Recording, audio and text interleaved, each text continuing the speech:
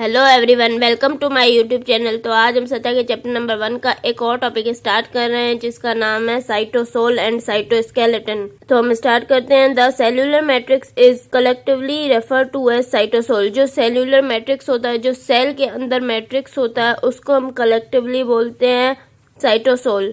Cytosol is basically a compartment containing several enzymes, metabolites and salts in an aqueous gel-like medium. Cytosol basically क्या होता है कि हमारे पास एक कंपार्टमेंट होता है जिसके अंदर बहुत सारे एंजाइम्स होते हैं, मेटाबोलाइट्स होते हैं और सॉल्ट्स होते हैं, और ये एक एक्वस जेल लाइक मीडियम होता है। ये सॉलिड नहीं होता, जेल लाइक होता है। More recent studies however indicate that the cytoplasm actually contains a complex network of protein filaments spread through out that constitute cytoskeleton. अब हमारे पास साइटोस्केलेटन के बारे में बताया गया कि वो किस तरह बनता है। तो रिसेंट स्टडी से ये पता चला है कि साइटोप्लाज्म के अंदर एक कॉम्प्लेक्स नेटवर्क होता है प्रोटीन फिलामेंट्स का, जो कि पूरे साइटोप्लाज्म में फैला हुआ होता है। वो हमारे पास साइटोस्केलेटन बनाता है। The cytoplasmic filaments are of 3 types: microtubules, actin filaments and intermediate filaments। जो साइटोस्केलेटन में साइटोप्लाज्मिक फिलामेंट्स होते हैं वो कौन कौन से होते हैं? वो 3 तरह के होते हैं: माइक्रोट्यूब्यूल्स, एक्टिन फिलामेंट्स और intermediate filaments. The filaments, which are polymers of proteins, are responsible for the structure, shape and organization of the cell। जो फिलामेंट्स हैं, जो पॉलीमर्स होते हैं प्रोटीन के, वो रिस्पॉन्सिबल होते हैं सेल के स्ट्रक्चर के लिए, सेल के फंक्शन के लिए और सेल की शेप के लिए, सेल के ऑर्गेनाइजेशन के लिए। तो इनका ये रोल होता है। साइटोस्केलेटन मतलब सेल का स्केलेटन। साइटोस्केलेटन क्या करता है? सेल को स्ट्रक्चर प्रोवाइड करता है, सेल को मेंटेन रखता है, सेल की शेप को मेंटेन रखता है।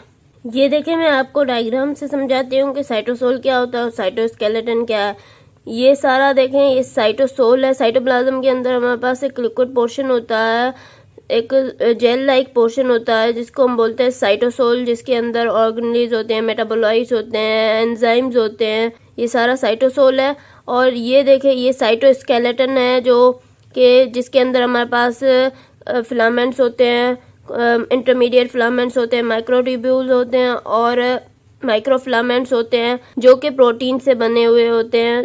तो ये सारे हमारे पास मिलकर साइटोस्केलेटन बनाते हैं और साइटोस्केलेटन सेल को स्ट्रक्चर प्रोवाइड करता है, सेल की शेप को मेंटेन रखता है। सेल का स्केलेटन होता है साइटोस्केलेटन। आई होप कि आपको डायग्राम से समझ में आ गया होगा। अब इसके बाद है integration of cellular functions.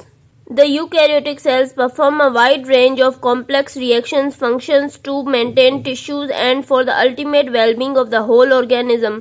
Eukaryotic cells क्या करते हैं कि wide range of functions perform करते हैं। उनके अंदर कॉम्प्लेक्स रिएक्शंस होते हैं टिश्यूज को मेंटेन रखने के लिए, और इस तरह पूरे होल ऑर्गेनिज्म के वेलबींग को मेंटेन रखने के लिए। For this purpose the various intracellular processes and biochemical reactions are tightly controlled and integrated.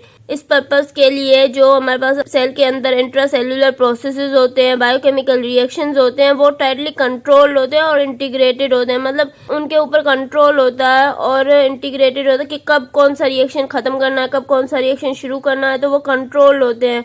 Division of a cell into 2 daughter cells is good example of the orderly occurrence of a integrated series of cellular reactions। जो division होती है cell की, जिसमें एक cell से 2 daughter cells बनते हैं, mitosis होती है, मियोसिस होती है। माइटोसिस में क्या होता है? एक सेल से 2 डॉटर सेल्स बनते हैं, और मियोसिस में क्या होता है? एक सेल से 4 डॉटर सेल्स बनते हैं।